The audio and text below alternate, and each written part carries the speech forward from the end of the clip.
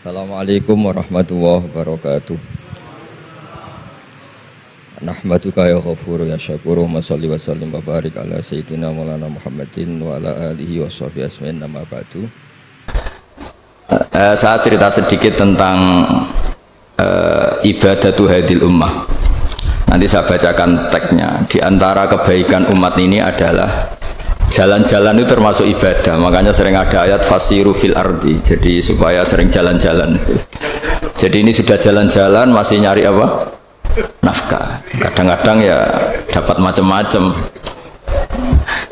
Yang soleh ya dapat ibadah, yang enggak soleh ya dapat macam-macam lah. Tapi saya cerita yang soleh lah, yang enggak soleh itu enggak boleh dibicarakan itu ya. Rahasia.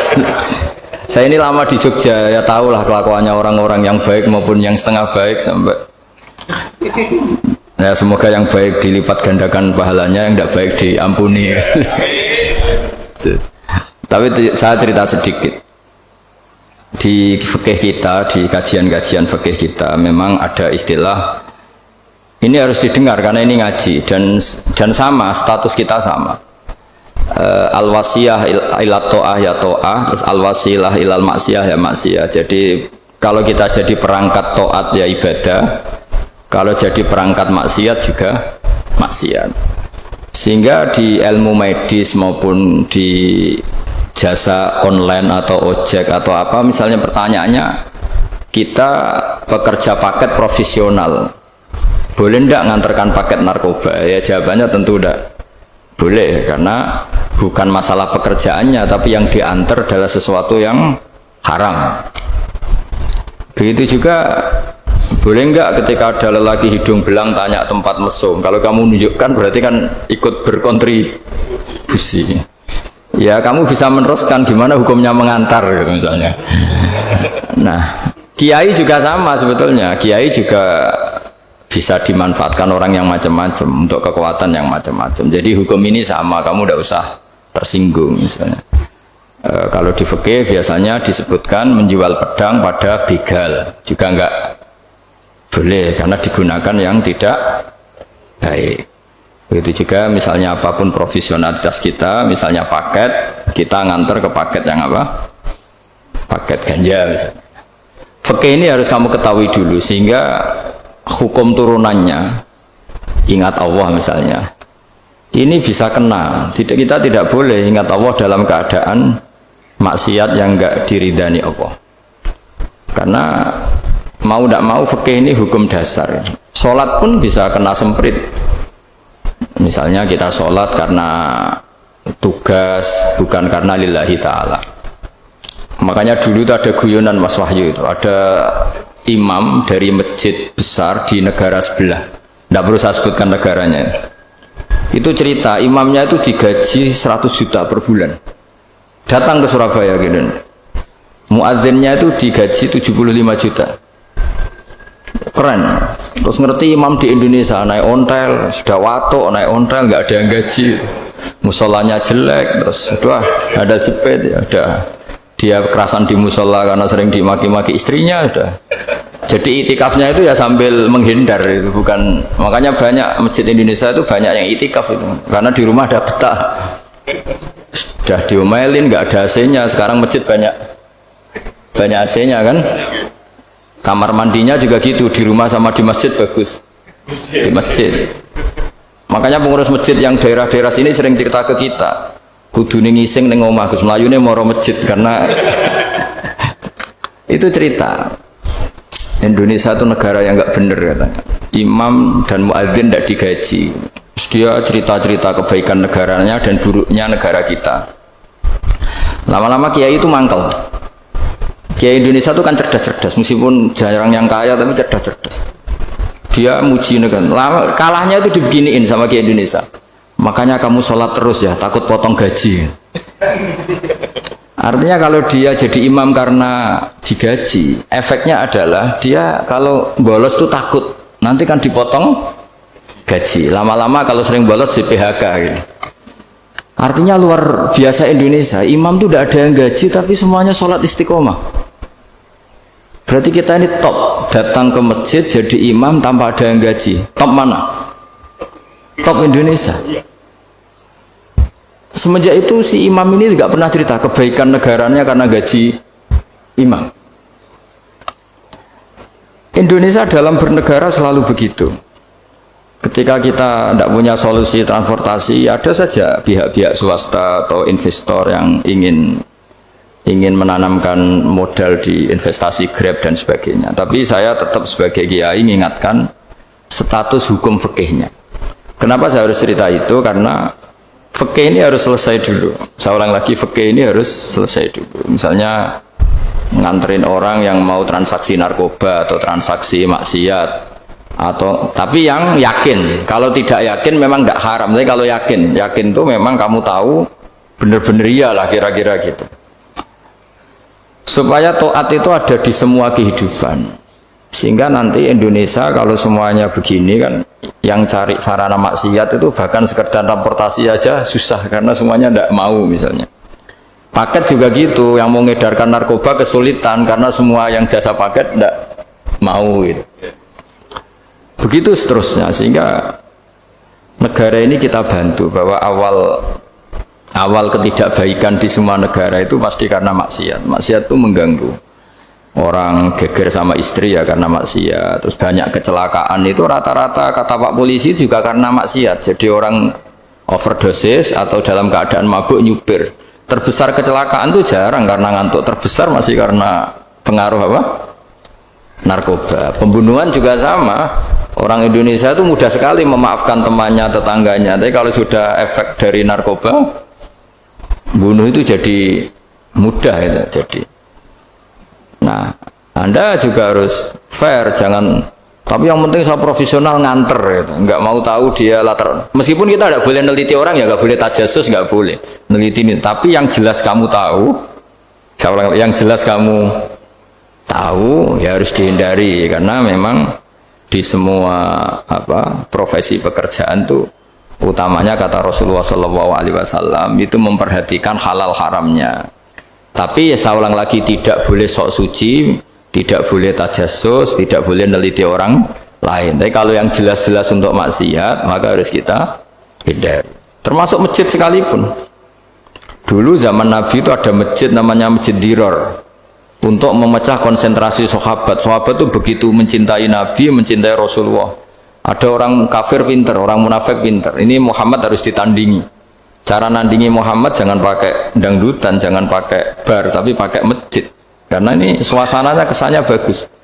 Dibikin masjid tandingan supaya orang tidak ke Muhammad semua, tapi ke masjid ini. Ini pikirannya orang munafik. Artinya jangan kira terus masjid bebas hukum, ya enggak juga. Masjid juga bisa kena semprit karena ini mendirikannya untuk bikin apa? Tandingan, untuk bikin masjid diror, kalau istilahnya Quran masjid diror. Semua sarana kebaikan juga gitu. Yayasan yatim piatu juga kena hukum, pondok juga kena hukum, semuanya kena hukum. Ada orang ingin jadi kiai padahal tidak pernah ngaji, terus bikin pondok. Akhirnya dia dipanggil Pak Yai, anaknya dipanggil Gus, padahal najis saja tidak tahu. Itu kan kasihan umat, akhirnya ada penyelewengan. Jadi semuanya kena hukum. Jadi Anda jangan tersinggung ketika saya cerita fikih untuk para teman-teman yang di Grab, karena memang semuanya kena hukum, bukan ya. Mesra dengan istri juga kena hukum. Orang terlalu mesra dengan istrinya pasti ibunya terlantar, karena menuruti bojo ya nuruti ibu gitu. Kalau nuruti ibu istrinya yang terlantar. Yang loyal sama teman ya istrinya terlantar. Yang takut istri temannya terlantar. Jadi itu semuanya kena hukum tanpa terkecuali.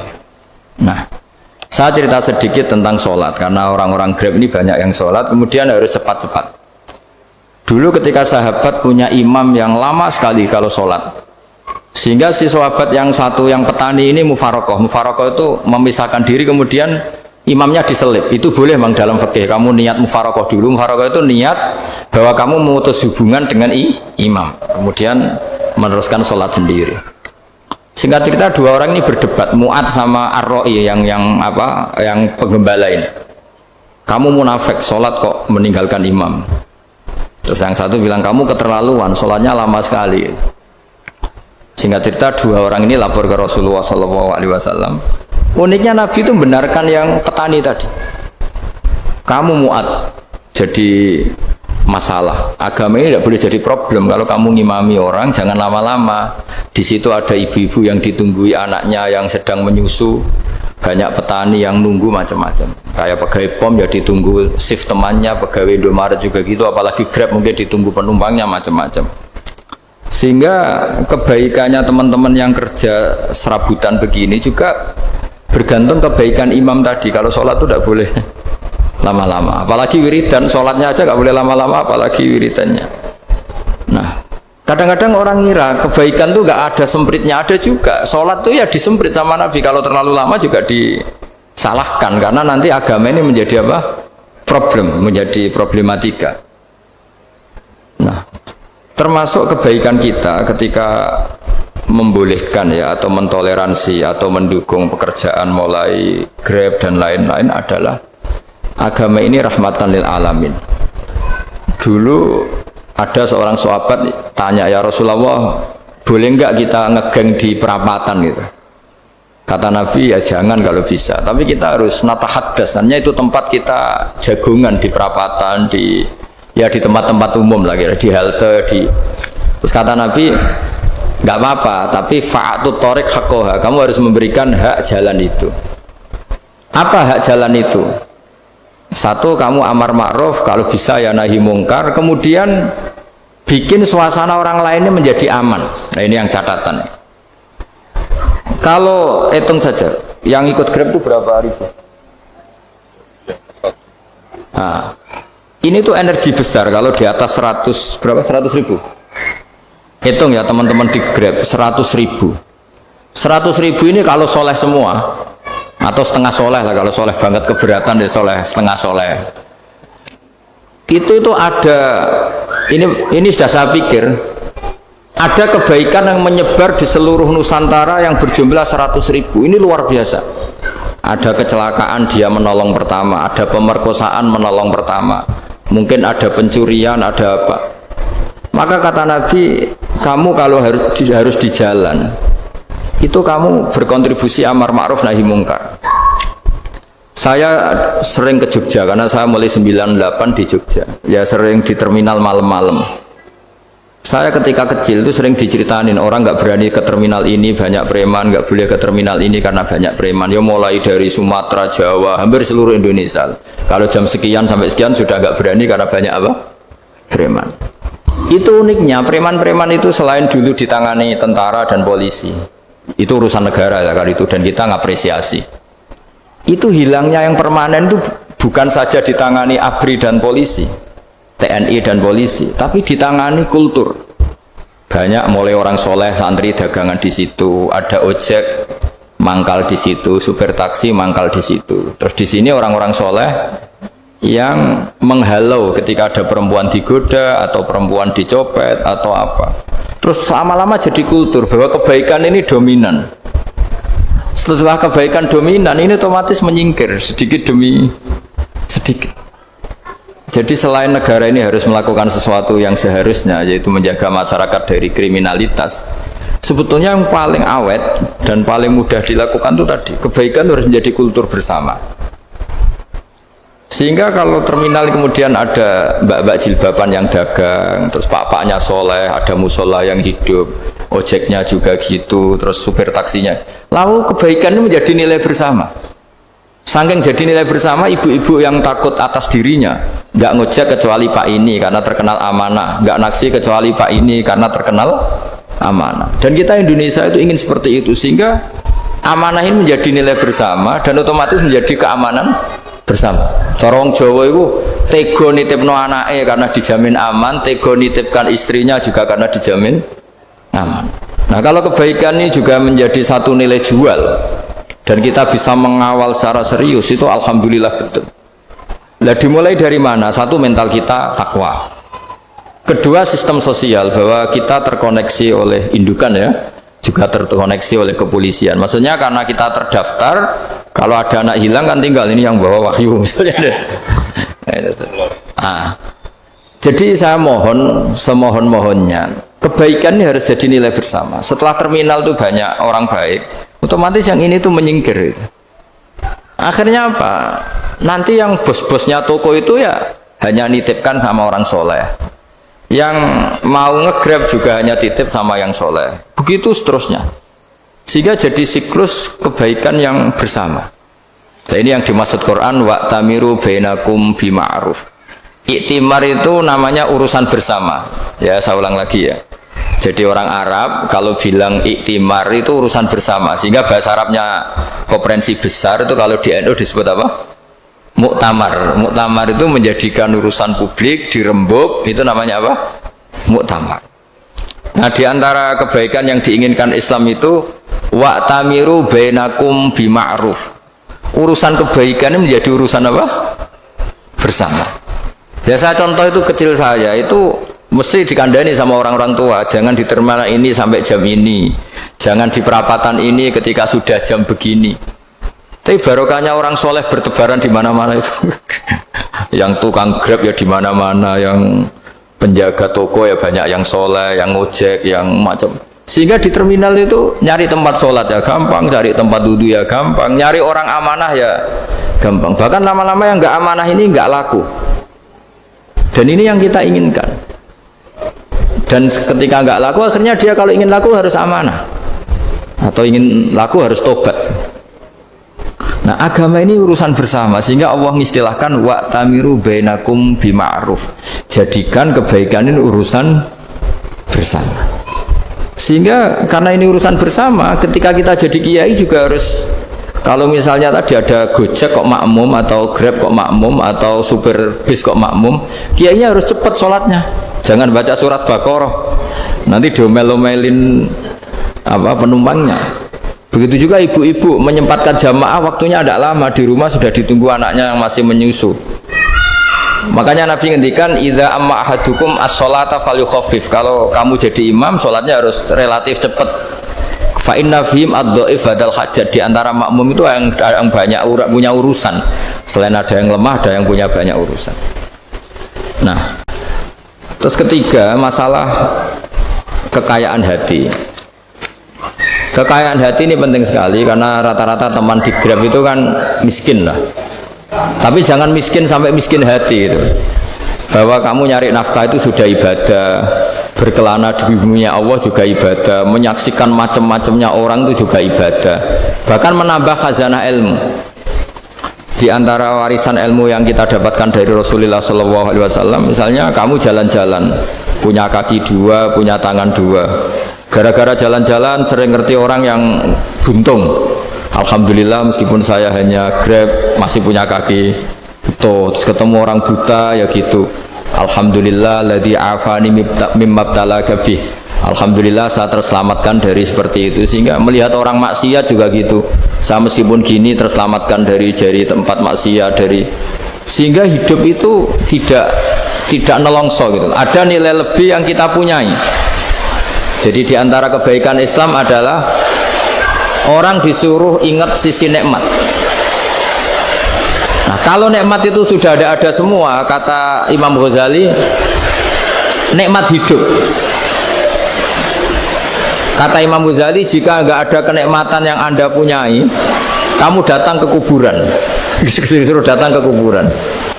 Dan kamu bilang begini, kenikmatan kembali ke dunia adalah kenikmatan yang diinginkan mulai yang mati zaman Nabi Adam sampai kiamat. Jadi kalau Fir'aun yang pernah jadi raja, Namrud, semuanya, bahkan orang-orang soleh sekalipun, kalau kamu tanya keinginan terbaiknya apa? Ingin kembali hidup untuk membenahi kesalahannya zaman hidup. Artinya apa? Kehidupan yang kita miliki sekarang adalah kenikmatan yang dirindukan mulai yang mati zaman Nabi Adam sampai kiamat. Maknanya apa? Kita punya kenikmatan yang luar biasa karena kenikmatan yang dirindukan oleh orang yang sudah mati mulai dulu sampai sekarang. Apapun masalah hidup Anda ini punya kenikmatan yang nggak tertandingi, yaitu namanya hidup. Barokahnya hidup itu kita bisa tobat. Setidaknya ingin tobat. Kalau nggak bisa tobat, ingin tobat.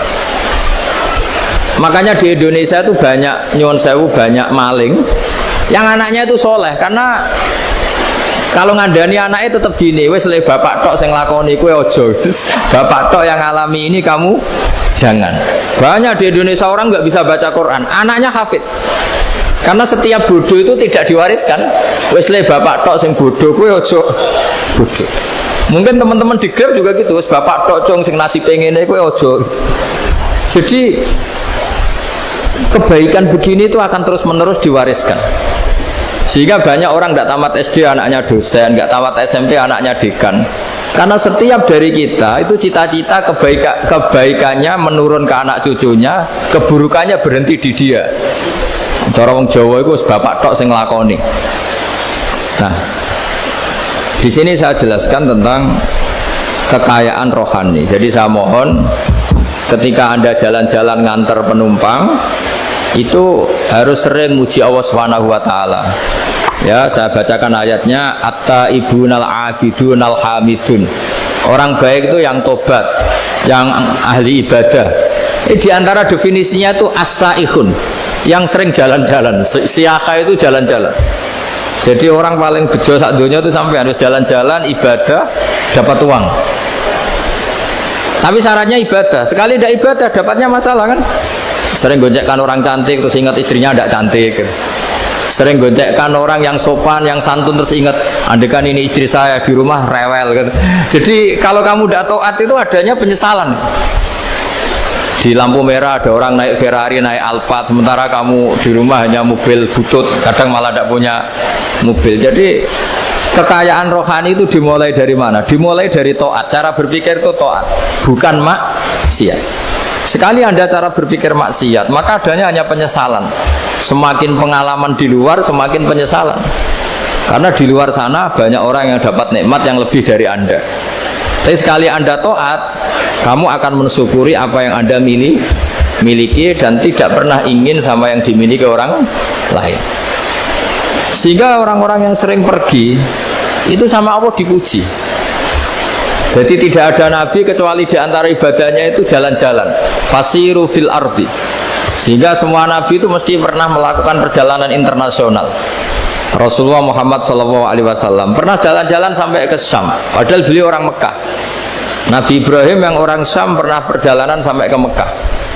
Karena di antara kearifan itu ya dimulai dari apa? Jalan-jalan. Tadi kamu ngerti orang yang macam-macam. Makanya di antara kebaikan umatku kata Nabi itu siyahah fil ard, sering berkelana. Tapi tentu untuk mengambil pelajaran. Atta ibunal abidunal hamidun as-saihun. Nah, agama mensupport itu. Sehingga kata Nabi, jika ada orang kok sholat qobliyah, ba'diyah semuanya di masjid, sama Nabi ditegur, la taj'alu buyutakum kuburan. Rumah kamu jangan jadikan kuburan, harus dapat jatah apa? Sholat. Kata ulama, kalau ada orang sering sholat di satu titik, itu ditegur. Kamu harus ganti titik yang lain supaya saksi bahwa kamu di bumi sholat itu banyak. Jadi kita ya punya nilai positif juga tentang apa? Karena kita sering siyahah, kalau bahasa Arabnya itu sering keluyuran, saksi kita kebaikan juga banyak. Tapi pesan saya paling pokok tadi ya, jadikan komunitas kebaikan itu punya nilai jual. Syukur-syukur fid dunya hasanah wa fil akhirati hasanah. Ya kita bersyukurlah di Indonesia itu. Saya masih ingat kecil saya itu ya sekitar saya umur 15-14 tahun. Setiap mau pergi itu pesannya orang-orang yang sering pergi itu jangan masuk terminal jam ini di perapatan ini, karena yang namanya preman itu dulu dominan. Sekarang buat sampai jam 2 ada orang pakai jilbab, kadang ya orang pakai peci, yang nggak pakai peci pun ke musola sholat terus. Yes, pokoknya kebaikan itu jadi komunitas dan jadi nilai jual. Bahkan tadi misalnya ibu-ibu yang pergi malam itu kan mesti ada orang-orang yang jadi langganannya karena terkenal apa? Amanah. Yang dititipi anak juga pilih orang yang terkenal apa? Amanah. Nah, nilai amanah ini harus kita jaga terus supaya kamu ya bisa bekerja, orang lain juga nyaman karena amanah tadi, Allah juga senang karena amanah itu perintahnya Allah Subhanahu wa ta'ala. Dan Indonesia harus menuju ke sana. Pemimpin juga harus gitu. Pemimpin bawaannya amanah, bawaannya apa, yang memilih dia juga senang karena nggak malu lah. Tapi kalau kita milih, ternyata yang kita pilih tahu-tahu ditangkap KPK, kan ya malu gitu. Dulu kita kampanye mati-matian, ternyata dia ditangkap KPK. Tapi kalau dia amanah kan ya seneng. Sama kalau tukang Grab ketangkep satu karena penodaan atau karena pengkhianatan, yang malu juga semua, karena kadang-kadang nanti digeneralisir seakan-akan semuanya seperti itu. Tapi dengan reputasi panjang, nggak pernah terjadi apa-apa dalam Grab, kan otomatis lainnya juga terangkat. Nah, ini yang dimaksud wa'tamiru bainakum bima'ruf. Jadikan kebaikan itu urusan bersama. Makanya andekan negara itu sudah mengoptimalkan polisi, TNI untuk meringkus preman, oke, itu baik. Tapi ya lebih awet lagi kalau itu ditopang masyarakat. Karena yang nggak amanah terkucilkan, terus akhirnya Grabnya nggak laku, akhirnya dia dipecat, akhirnya kan yang maksiat hilang, yang kriminal hilang, yang ada hanya Grab yang baik. Begitu juga di dunia apapun. Itu yang dimaksud wa'tamiru bainakum bima'ruf. Jadikan kebaikan ini urusan bersama. Nah, karena kita baik, otomatis jadi teladan yang baik bagi anak kita, istri kita, tetangga kita. Dan karena kita baik, maka terhormat. Sehingga orang melihat Grab itu simpatik, respect, karena reputasinya baik.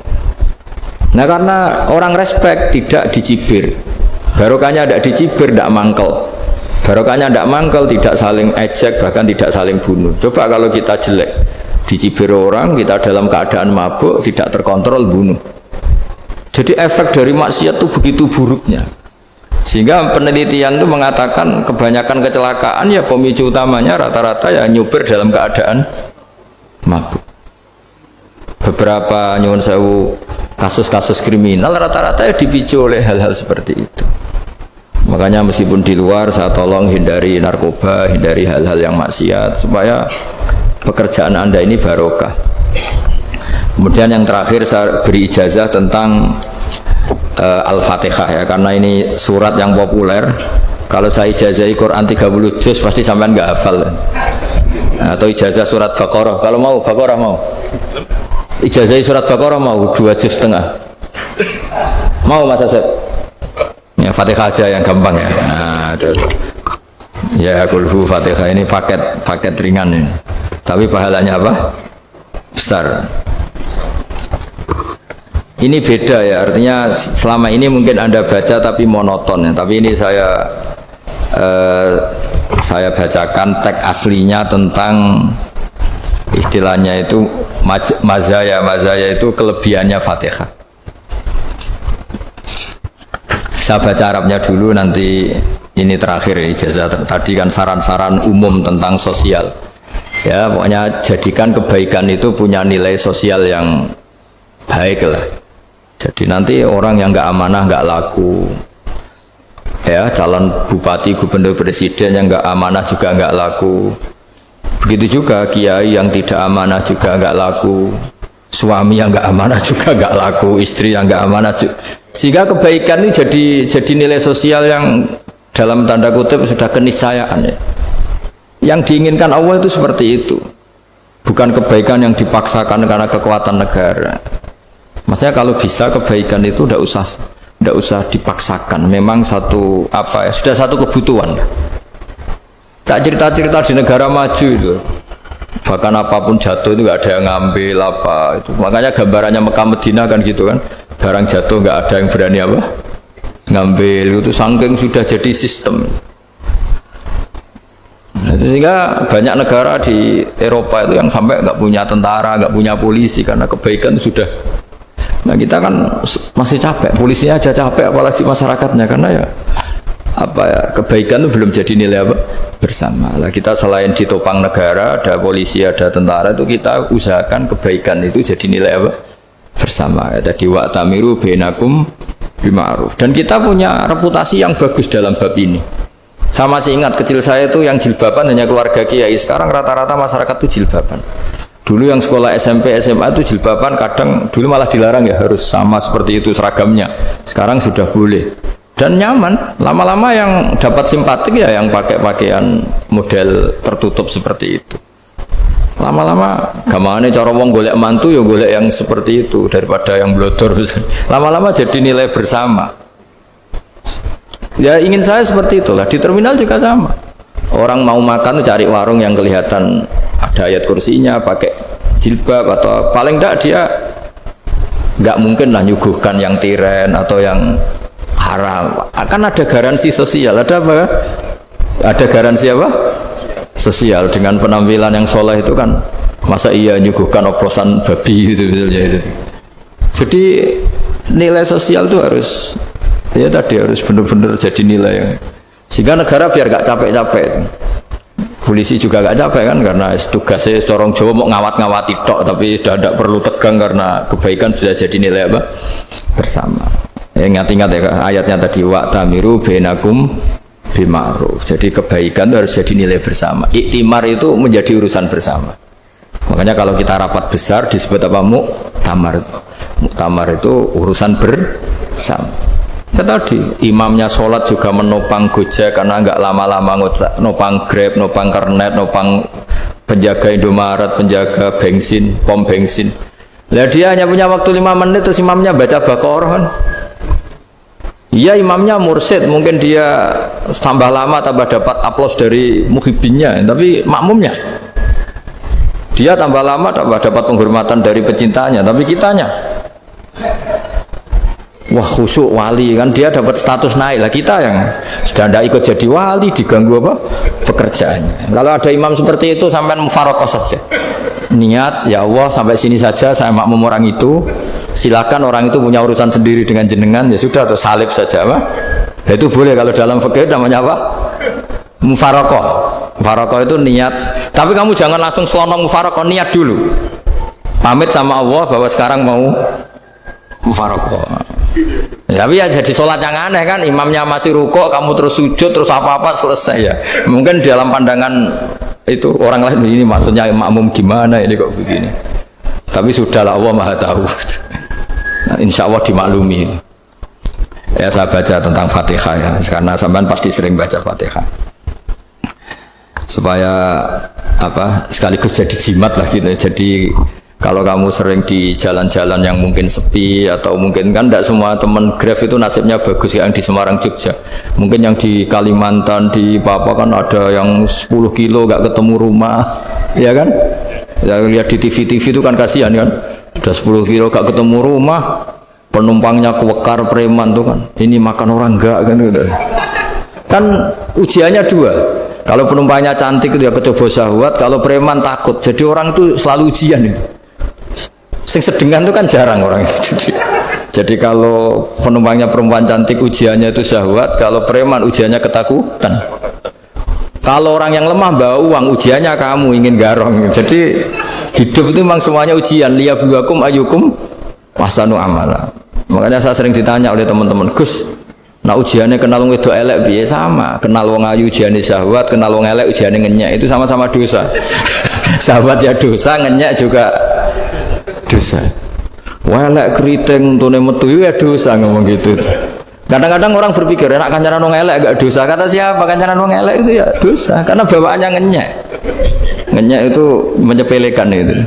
Makanya saya itu ya nggak mau berteman sampean. Nanti kan bawaannya ngenyek atau seneng ya tidak tahu. Ya sudah, ada takdir saja, kalau ketemu ya tak ulang ngaji gitu.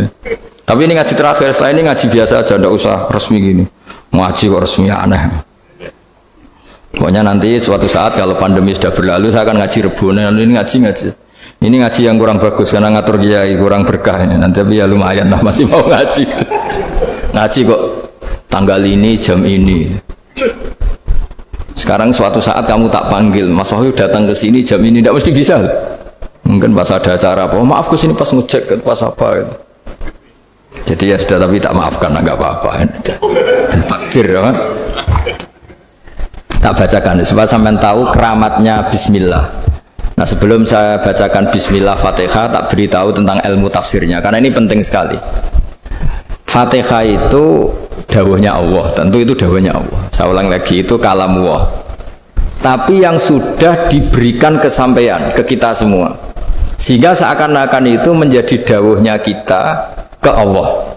Jangan salah loh ya. Fatihah itu dawuh Allah tapi sudah diberikan ke kita. Sehingga posisi kita itu yang punya itu. Nah, kenapa ini perlu dijelaskan? Karena nanti ada kalimat iyyaka na'budu wa iyyaka nasta'in. Kalau itu masih kalam Allah, berarti Allah ngomong ke kamu, ngendikan ke kamu, kepadamu aku menyembah. Masa Allah menyembah kamu? Nah, sehingga ilmu tafsir itu menyelesaikan itu dulu ya. Saya ulang lagi ya, sebelum sampean sering baca Fatihah, aku yakin ya sering baca. Tapi barokahnya ndak paham itu ndak pernah janggal. Nggak paham itu ya penting supaya ndak iskal, ndak janggal. Sebetulnya di kalimat itu ada yang janggal. Kalau Fatihah itu kalimatnya Allah atau kalam Allah, bagaimana dengan kata-kata iyyaka na'budu? Masa Allah ngendikan ke kita, kepadamu kami menyembah?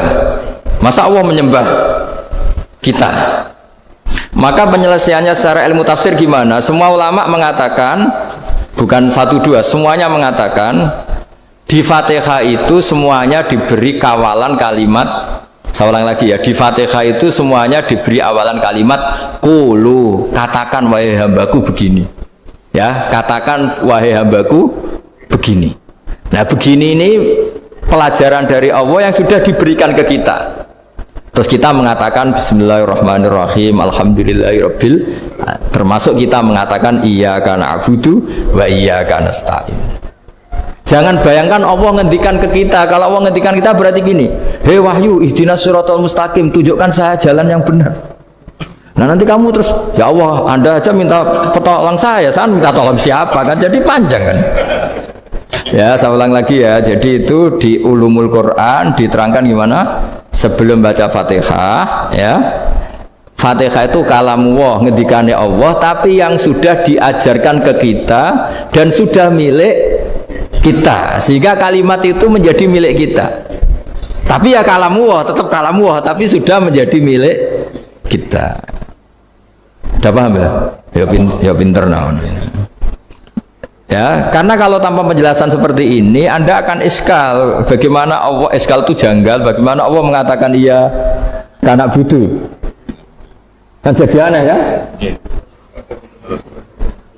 Ya, jadi tak jelaskan secara ilmiah ya. Jadi kata ulama-ulama tafsir, ayat-ayat Quran seperti ini sebetulnya dimulai dari qulu apa? Meskipun nggak dilafatkan. Itu kan sama dengan qul huwallahu ahad Muhammad, katakan kalau Tuhan itu satu. Ya namanya Quran itu kan kalam Allah, membina nabinya, membina umatnya. Makanya dikatakan atau enggak, di sini tersembunyi kata qulu, katakan. Ya, jadi ya ibarat apa itu? Kamu ngajari anak kamu lah, panggil jenengan bapak kulo. Itu maksudnya anak itu, kalimat itu kalimat kamu, tapi kamu ajarkan ke anak kamu. Terus anak kamu bilang, Pak jenengan bapak kulo. Nah, ketika kamu mengatakan jenengan, bukan kamu mengatakan jenengan anakku, berarti anakmu itu bapakmu, kan lucu kan? Anak kamu ajari jenengan bapak kulo, kamu engkau bapak saya. Terus anak kamu mengulang jenengan atau kamu bapak saya. Berarti itu kalimat yang kamu ajarkan, tapi sekarang sudah milik anak kamu. Kalau itu kalimat kamu kan lucu, masa anak kamu bilang bapak. Nah itu seperti itu. Jadi ulama memberi solusi atau jawaban iyyaka na'budu wa iyyaka, itu sebelumnya ada kata-kata qulu, katakan wahai hambaku, hubungan kamu dengan saya adalah katakan iyyaka na'budu wa iyyaka nasta'in. Terus hubungan kamu dengan saya katakan juga dalam doamu ihdinas siratal mustaqim. Jelas ya, jadi itu kalam Allah yang sudah milik kita karena diajarkan Allah untuk kita. Dong ya, ya dong, gak jelas gak. Tapi bagus, gak jelas tuh bagus. Kalau kamu jelas gak jadi dikrem, jadi gubernur. Min azimi fadliha kasratu asma'iha wa fadail ukhra. Ini cerita dramatisnya surat Al-Fatihah. Qala Abu Hurairah radhiyallahu anhu inna iblisa ranna khina unsitat Al-Fatihah. Jadi iblis itu begitu kesakitan. Ini kitab Abu Abul Farad karangannya Syed Muhammad Alawi, juga kutipan dari beberapa kitab. Yang jelas beliau sendiri juga ngutip dari beberapa riwayat di beberapa hadis. Halaman 123. Ketika Fatihah turun itu iblis kesakitan.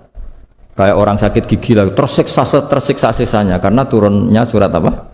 Al-Fatihah. Artinya kalau Anda baca Fatihah dijiwai, maka Anda melemahkan setan, melemahkan iblis. Wa qala Mujahid, khina unzilat Fatihatul Kitab ronna fastama indahu asyayatin. Jadi ketika Fatihah itu turun, iblis itu terkapar lah kira-kira. Sampai dijenguk banyak setan. Jadi gambarnya di ICU lah kira-kira gitu kalau sekarang itu. Entah Covid entah enggak tahu, pokoknya di ICU sampai dijenguk banyak setan. Tidak tahu bawa apa enggak tahu, pokoknya dijenguk banyak setan. Yang nyangoni karena ini apa? Ketuanya apa? Pingsan, sakit. Di iblis itu sakit sampai dijenguk anak buahnya setan-setan. Ya, semoga kalian semua tidak kenal setan. Kalau kenal berarti teman, apa? Wa qalu misla dzalik. Wa qala lahum laisa mimma taquluna syai'un walakin unzilat suratun laisa ajru qailiha illa an harramahu alaihi nar jahannam. Saya ini bukan sakit fisik kata iblis. Kamu tidak usah jenguk saya, datangkan dokter terbaik, tidak usah. Saya ini tidak sakit fisik. Saya ini sakit karena ada surat yang diturunkan, yang pahala yang melafadzkan surat itu pasti selamat dari neraka. Padahal misi terbesar saya ini supaya manusia masuk neraka. Sekarang punya tamengnya. Wah pusing kan? Ya seperti orang lah goda sampean ternyata sampean setia itu kan pusing. Nah ternyata tidak setia itu yang akhirnya ribet kan itu.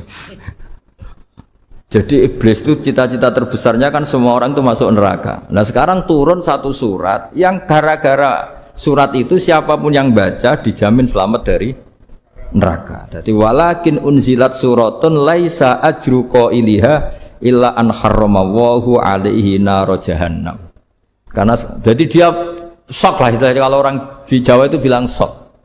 Aduh, sial nasib saya ini umat nggak bisa saya goda lagi karena punya tamengnya tadi punya. Qad batala kaidukum wa makrukum. Rekayasa kalian sekarang itu tidak ada gunanya semua. Nah, ini alhamdulillah di Indonesia kelihatan kan banyak yang miskin, banyak yang susah. Tapi selagi mereka masih sholat, tuh keinginan mencari halal itu masih tinggi. Kayak apa kita di tengah kota, jauh dari anak istri, jauh dari tetangga. Biasanya kalau orang jauh dari anak istri, tetangga kan sakar PDW. Tapi yang soleh masih banyak, sudah jauh dari keluarga tetap lurus. Loh kalau yang dekat lurus kan wajar, konangan wong akeh kan. Ini sudah jauh masih lurus. Nah ini nggak lepas dari barokahnya surat apa? Surat Fatihah tadi. Jadi karena ada surat yang menjamin pelafalnya atau qailiha terbebas dari api neraka. Wa qalat as-sayatinu lahu is ayyusai'in ta'muruna ya maulana. Faqala lahum idhabu wajtahidu hatta tukhfilu qulubahum hatta la yaqulu hadhihi surah. Lalu kita gimana? Jari para setan itu. Lalu kita gimana? Terus kata iblis, sudah bikin mereka lupa sehingga tidak baca lagi. Selagi masih baca kita pasti keok. Jadi kalau sampean sudah jarang baca Fatihah itu berarti sudah bagian dari kemenangan apa? Iblis. Jadi kalau sampean sudah jarang baca Fatihah itu berarti bagian dari kekalahan Anda, kemenangan iblis. Masih sering baca? Berapa kali? Terus apa lagi?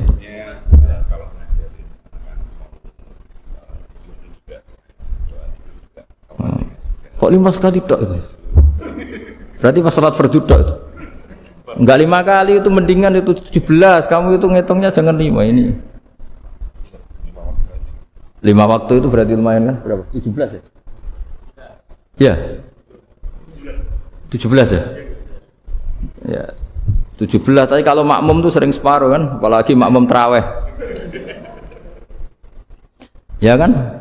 Makmum tarawih itu bacanya Fatihah ada yang sempurna enggak ya? Ya enggak lah. Baru alhamdulillahirabbil alamin mampu ruku ikut ruku gitu. Makmum kan yang tarawih lah Mas.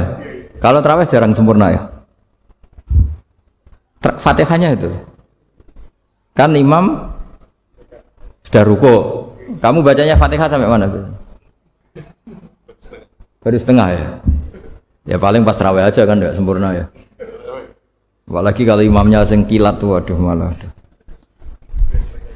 Nah, ketika Fatihah itu sebegitu keramatnya, sebegitu topnya, itu setan rapat, singkat cerita itu yang tadi dipimpin oleh iblis yang sedang terkapar apa? Terus tali obatnya enggak ada, cuma dia shock karena ada surat yang turun yang melafatkan itu pasti selamat dari apa? Neraka. Nah ini gimana saran Anda? Terus sarannya adalah bikin orang-orang itu lupa, tidak baca Fatihah. Nah ini rapatnya Iblis. Idzabu wajtahidu hatta tughfilu qulubahum hatta la yaqulu hadis surah. Kala yuksiru qira'ataha wa la yakunu lahum ajrun wa thawabun bal yakunu lahum adzabun wa iqabun. Jadi saya mohon selama ini Anda sudah baca, tapi mungkin hanya rutin saja. Napa rutin saja? Jadi barokahnya ngaji ini kamu punya kekuatan atau punya semangat membaca karena ini surat yang luar biasa. Ibarat gini, kalau sampean tanya, saya juga sering mikir, masa Gus hanya surat kok punya kekuatan seperti itu? Di dunia ini kata Allah, mulai Nabi Adam sampai kiamat, nggak ada yang bisa menandingi kekuatan kalimah. Kalimah itu kata-kata. Nggak ada yang bisa menandingi kata-kata. Misalnya Anda nge-grab, berangkat istri cuek, berangkat cuek. Itu beda dengan ketika meskipun satu kalimat. Wes Pak, muga-muga dilindungi pangeran, mungkin jenengan selamat. Itu menjadi teduh dan semangatnya luar biasa karena kayak mendapat support. Jadi kira-kira kalimat itu hubungannya kita dengan Allah. Fatihah itu seperti itu. Kamu melafadzkan satu kata-kata yang dibenarkan langit bumi, dibenarkan aras, dibenarkan malaikat, dibenarkan semua penghuni di dunia ini. Sehingga itu efeknya luar biasa.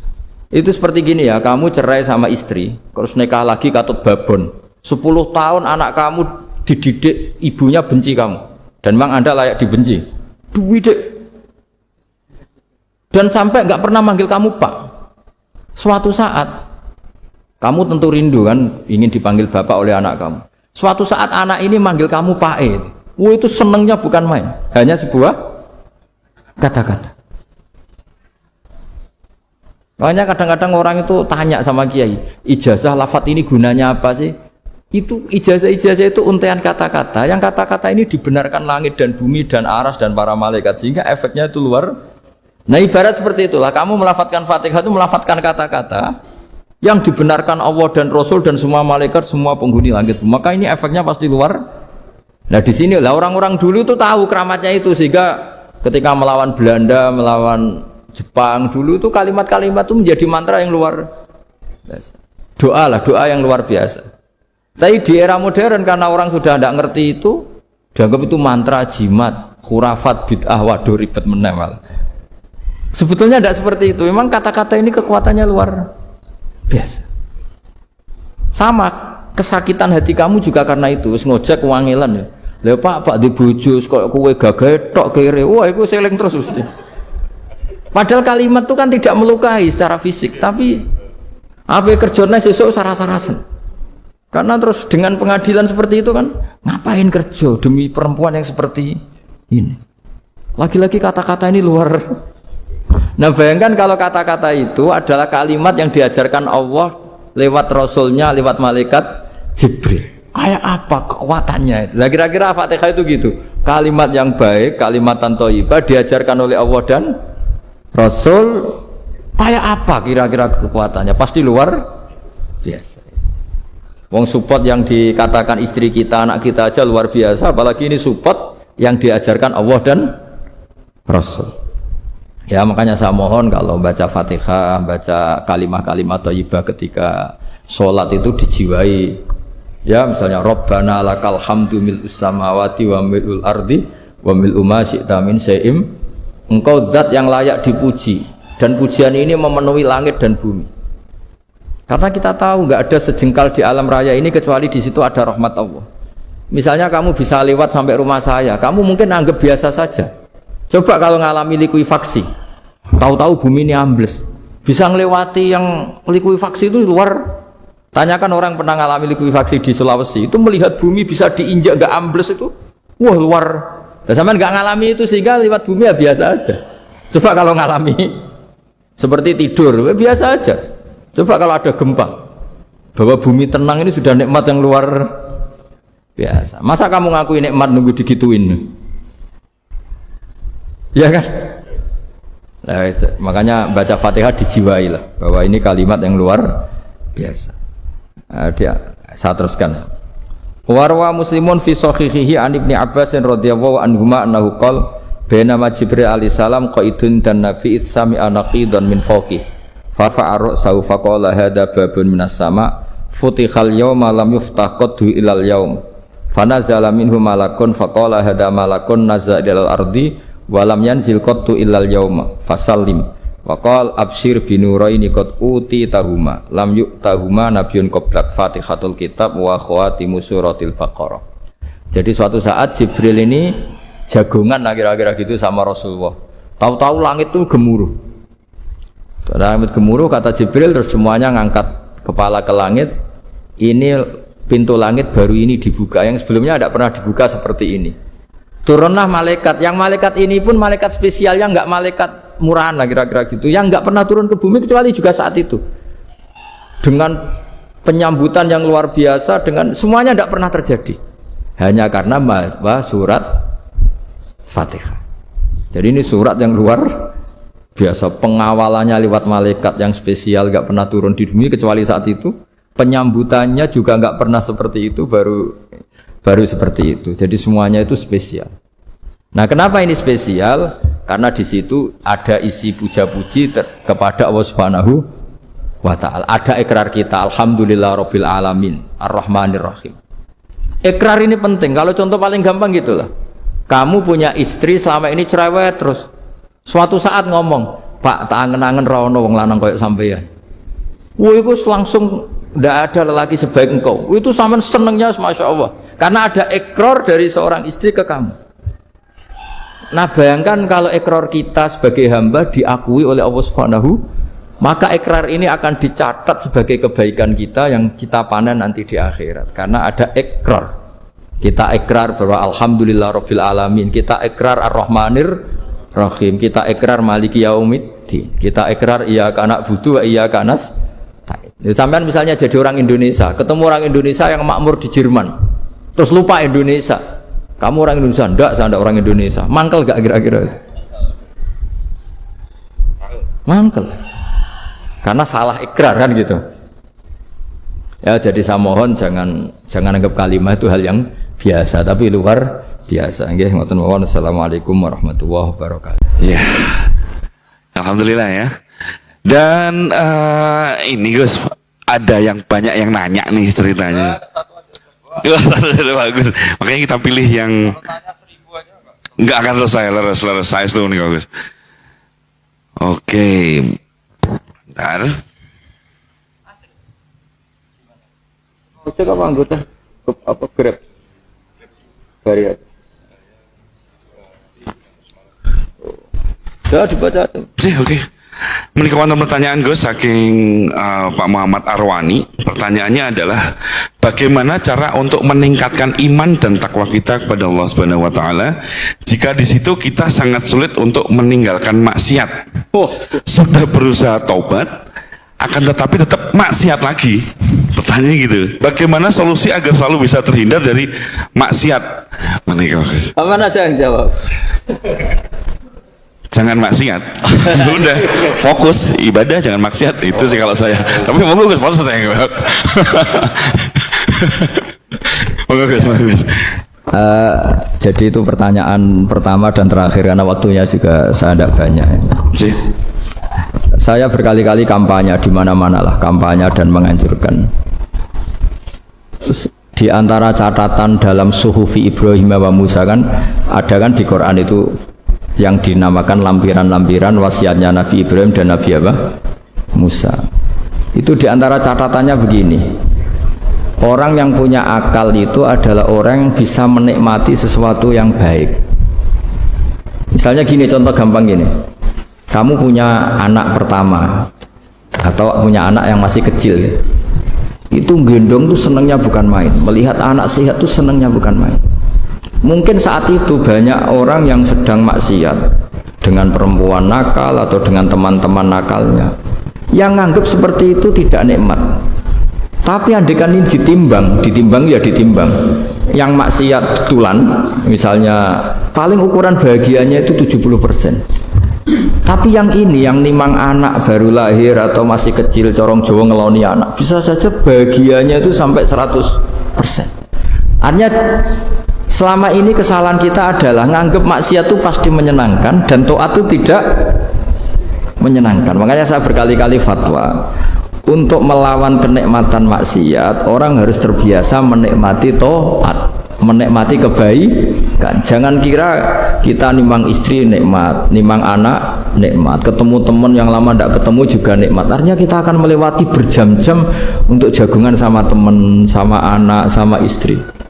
Dan itu harus kamu nikmati supaya mengganti tidak berkebutuhan nikmat yang lewat jalur maksiat. Jadi saya mohon sarana-sarana yang menyenangkan itu, yang taat itu kita maksimalkan.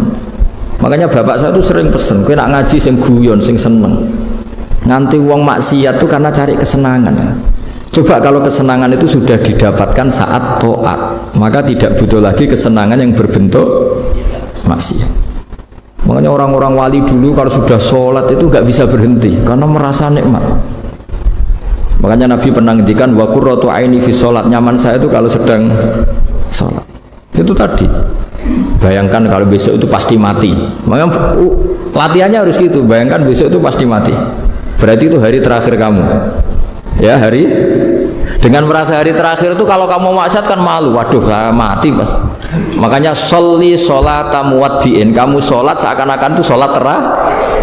Dan bayangkan akhirat itu wa'mal li akhiratika ka'annaka tamutu, dan bayangkan akhirat itu besok kamu mati. Sehingga ketemu istri ya seneng karena ini pertemuan terakhir, ketemu anak ya seneng ini pertemuan terakhir, sholat juga tenanan karena ini sholat terakhir. Sehingga kalau mau maksiat tuh takut, jangan-jangan ini kehidupan saya terakhir kok tak pakai seperti ini.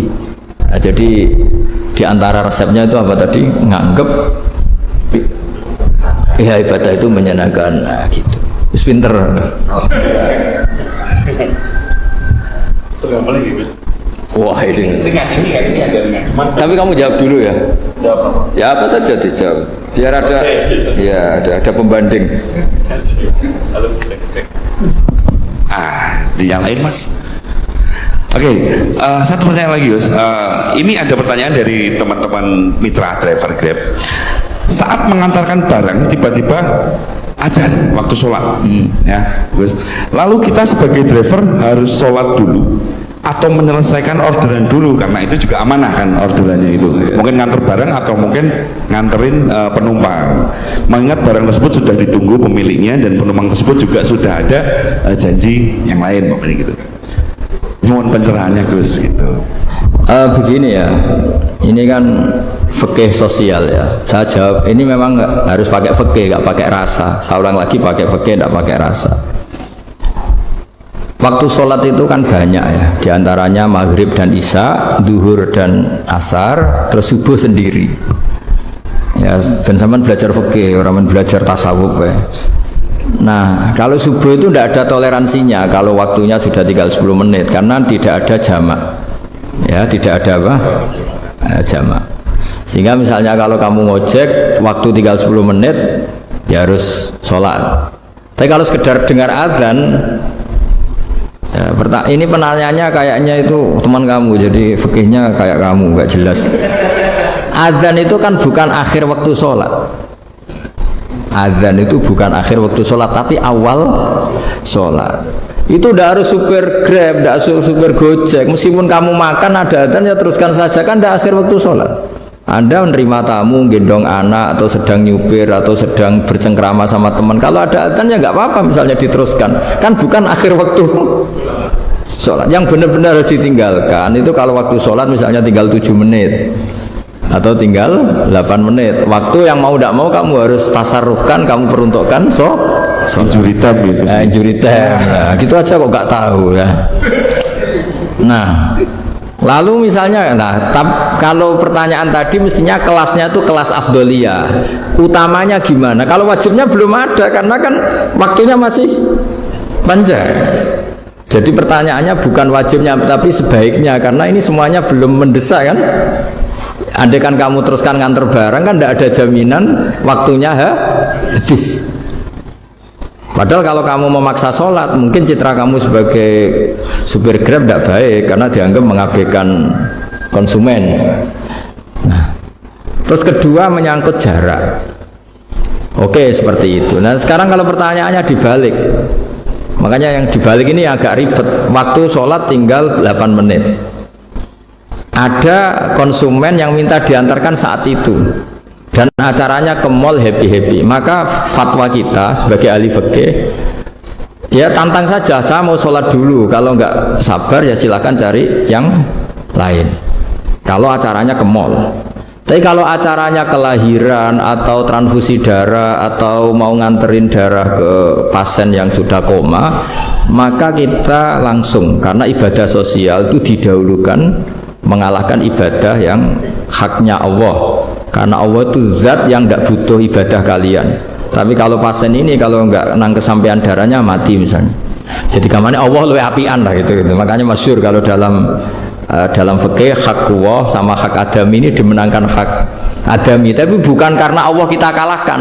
Allah tidak butuh itu semua gitu. Jadi dikalahkan tapi bukan karena kalah, justru karena tidak butuh. Ya ibarat gini lah, Allah itu saking baiknya Allah kan pasti di atas orang tua kita. Itu pasti, saya ulang lagi, baiknya Allah pasti di atas orang tua kita. Orang tua kita saja baik, apalagi Allah. Misalnya orang tua kamu butuh uang 5.000, adik kamu butuh uang 5.000, adik kamu yang kecil atau ya, kira-kira orang tua kamu itu nyuruh dikasihkan beliau apa adik kamu, kira-kira saja ke adik kamu.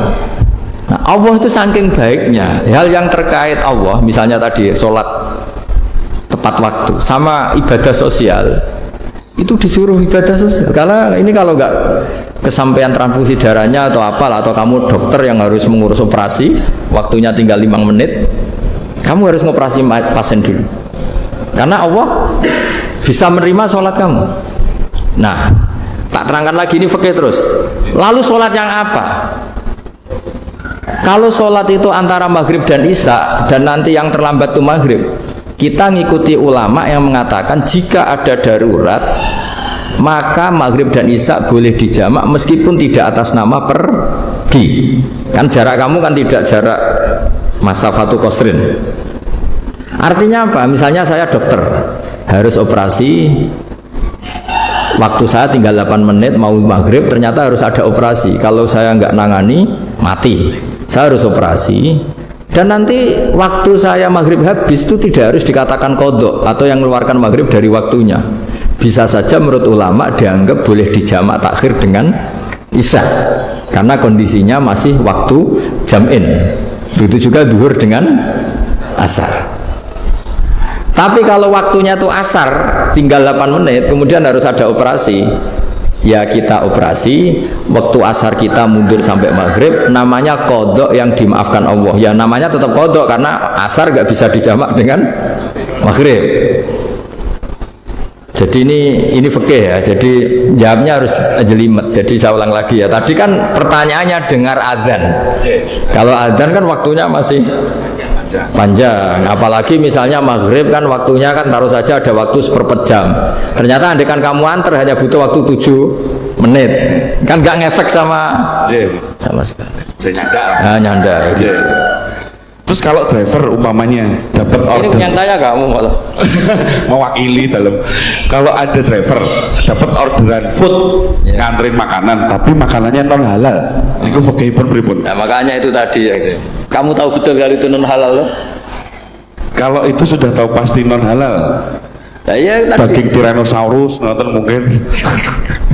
Ya makanya tadi itu memang PR kita di semua profesi. Saya ulang lagi, itu PR kita di semua profesi. Jadi ya itu makanya pentingnya istighfar tuh di situ tuh sudah kita sebagai ulama menghalalkan tidak mungkin, mengharamkan kamu juga demo, ini pekerjaan bus gitu. Tapi yang jelas itu tidak bisa dihindari. Ya sama lah seperti orang di bis itu. Kadang-kadang kan didoain semoga semua penumpang hasil ke tempat masing-masing, dan kalau ada copet berarti kan doain copet juga hasil tujuannya. Jadi di semua profesi itu resikonya. Makanya tadi saya bicara tentang fikih, kaidah umumnya menolong maksiat itu ya bagian dari maksiat, menolong taat itu bagian dari taat. Mau tidak mau harus ada hukumnya. Setidaknya barokahnya tahu hukum. Kalau kita salah belum istighfar gitu, sudah salah nggak merasa salah itu. Jadi barokahnya tahu hukum itu paling tidak kan kita ya istighfar lah.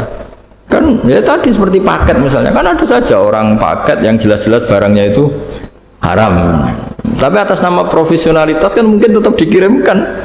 Tapi barokah yang ngerti hukum dia istighfar. Nah, tapi karena kalau kita menyarankan sudah ada usah pekerjaan yang lain banyak nanti kan rai-rai potongan tawakal dikandani ngono kan ya repot tuh. Nah, kalau kita kiai guys gak apa-apa wis pangeran sugih. Ngono sampean harus nuntut Gus saya karena fatwa jenengan saya sekarang miskin ini gimana pertanggungjawabannya ya ribet kan. Tapi saya ulang lagi itu seninya ngelola kehidupan semuanya seperti itu. Jadi makanya kita nggak pernah berhenti berdoa Robbana zolamna anfusana, karena dalam sisi semua hidup kita pasti ada unsur nggak benernya gitu. Ya saya ulang lagi, pokoknya kaidah umumnya itu menolong taat itu ya ikut bagian dari taat, menolong maksiat ya bagian dari maksiat. Tapi ya tadi ya kita harus istighfar kan, cuma tadi yang jelas-jelas maksiat dan kita tidak tajassus. Saya ulang lagi, tidak tajassus itu neliti wong nanti jelimet. Jadi misalnya ada perempuan mau ngojek ke sini ya diantar saja, jangan tanya detail. Itu apanya mbak? Hubungannya dengan kamu apanya? Wah ya ribet kalau jadi kepo. Jadi ya tidak perlu gitu. Artinya sudah umumnya orang saja sudah. Nah, lama-lama juga gitu. Kalau ada bapak-bapak main itu ke siapa pak? Tujuannya laki apa perempuan pak? Sudah nikah mana pak? Sudah nikah mana? Saya sudah nikah gitu. Geng. Ya, jadi seperti itu tadi. Biasa ilmu pakainya nanti salah saya terus banyak lagi Gus. Dan memang non sewu mohon maaf untuk semuanya kalau waktu kita juga terbatas. Ya, tidak bisa karena bentar lagi juga kita akan masuki waktu maghrib, pada maghrib. Jadi secara jadwal juga memang harus kita tutup. Makatan Gus kepada rekan-rekan semua, saudara, rekan-rekan driver juga dan juga yang hadir pada sore hari ini. Jadi kita langsung tutup aja, ya. Tapi sebelum itu kita berdoa dulu, sarang-sarang Gus mau dipimpin, ya supaya sesuai dengan tema kita pada siang sore hari ini, rezeki, berkah dan juga istiqomah. Kan ngatakan ceritanya ngaten Gus. Terus ngalai wali temane. Nggih lah. Dalam badhe amin nak nggih mikir gitu. Tapi nek sange diamini dalam matur Gus. Bahwa Gus dalam materi untuk memimpin doa.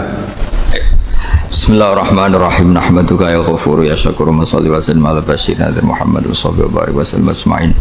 Allahumma ya wa barik lana fi ikhtiyarina wa barik lana fi kasbina wa barik lana fi mu'akhatina wa barik lana ya wa fi islahina.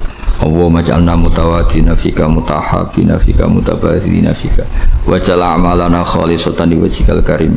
Allahumma ja'al himmatana al-ulya fi hadid dar ila kalimatikal ulya ya Allah, wa da'wata ilaika wa dzikras ismika ya wa dzikras ismika ya uluwan fil ardi ya Allah.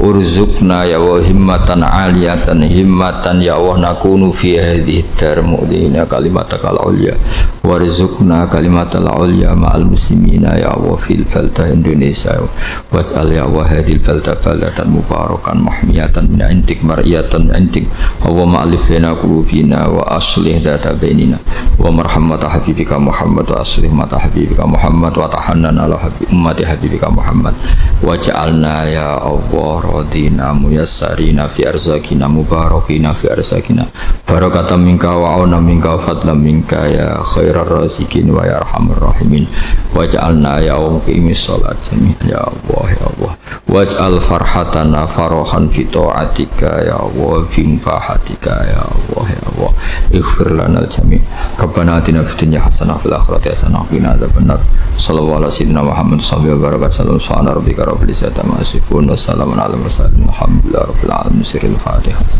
bismillahirrahmanirrahim.